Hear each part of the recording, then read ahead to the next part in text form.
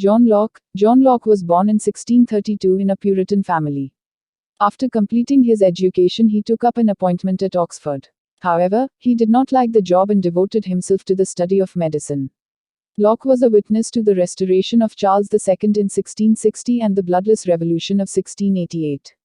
Locke was greatly influenced by the Bloodless Revolution, which resulted in replacement of absolute monarchy by a responsible government. The political ideas of Locke are contained in his works Essays Concerning Human Understanding, Letters on Toleration, Two Treatises of Government, Fundamental Constitution Concerning California etc. Apart from the Bloodless Revolution, the views of Locke were also greatly influenced by the writings of Hobbes, Filmer, Sidney, Hooker etc. According to Locke, human beings are basically decent and have been endowed with a natural social instinct. He considers all human beings as equal and asserts that every individual enjoys certain natural rights viz. Right to life, liberty and property. Locke's views on the state of nature are logical extension of his views of human nature. He does not consider the state of nature as the state of war of each against all. On the other hand, he considers it as an era of peace, goodwill, mutual assistance and preservation. Locke conceives the state of nature as a pre-political rather than a pre-social condition. According to Locke, the deficiencies of the law of nature made man leave the state of nature and enter into a contract for the formation of the state. This contract of each with all was a social contract under which each individual agreed to cede to the community as a whole only those of his natural rights whose exercise introduced an element of distraction in the state of nature and made its peace insecure. Unlike the social contract of Hobbes, the contract of Locke gives only limited powers to the community. In his contract, the sovereign is a party to the contract and is much bound by the interpretation of the natural laws as other members. A notable feature of this contract was that it was unanimous. It was also irrevocable in the sense that once the people entered into contract, they could not revert back to the state of nature, unless the government was dissolved.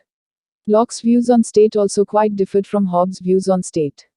According to him, the state was created only to remove certain inconveniences of the law of nature. Locke's views on state can be summarized thus: it is composed of three powers: legislative, executive and federative. Locke does not offer any classification of government because probably he was more interested in the principles of government rather than its institutions. The state exists for the people, the state rests on the consent of the people, his state is a constitutional state in which government is carried on according to law, his state is not absolute as its authority is limited by a number of factors. His state operates on the principle of religious tolerance. He assigns purely negative functions to the state. The state transforms self-interest into public good. Locke justified the right of the people to revolt against the government and change it. Locke holds that the government was set up to fulfill certain objectives, and if it fails to carry out those objectives, the people have the right to revolt against the government and change it. Locke expressed elaborate views on property. He uses the term property in two senses. In the broad sense, it includes right to life, liberty and estate. In the narrow sense, he uses it for the right to possess and retain one's estate. Locke considered the institution of private property as a guarantee for individual liberties. Locke was a thoroughgoing individualist because everything in his system revolves around the individual. He not only states that the natural rights are prior to the state but also holds that state was created for the protection of natural rights and happiness of individual. Even the government rests on the consent of the individual. He permits the individual to withdraw their consent if the state commits a breach of its trust. Locke leaves the individual completely free to pursue his moral, material and intellectual pursuits. Another point which proves Locke a great individualist was that he assigned only a negative function to the state. Even his views on property confirm that Locke was an out-and-out individualist. Locke's views on revolution and division of power also confirm that he was a great individualist. Locke's political philosophy has been criticized on several grounds. Locke takes a mechanistic view of the state and society, which is not correct. His thought suffers from logical inconsistencies. He refers to the original contract but does not specify the outcome of this contract. He gives supreme power to the majority and treats its acts as acts of the community as a whole. Locke wrongly assumes that natural rights could exist in pre-civil society. Locke fails to give convincing argument why the people left the state of nature.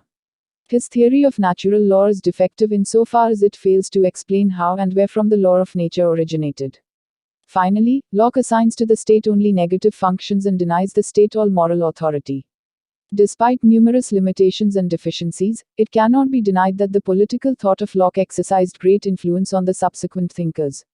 His main achievements include drawing a distinction between state, government, and society, doctrine of natural rights, supremacy of community, right to revolt, people as the main source of all authority, the concept of separation of powers, utilitarian principles, constitutional government, principles of tolerance and secularism, the labor theory, in-depth blow to the divine origin theory. All these ideas exercised profound influence on the later political thinkers.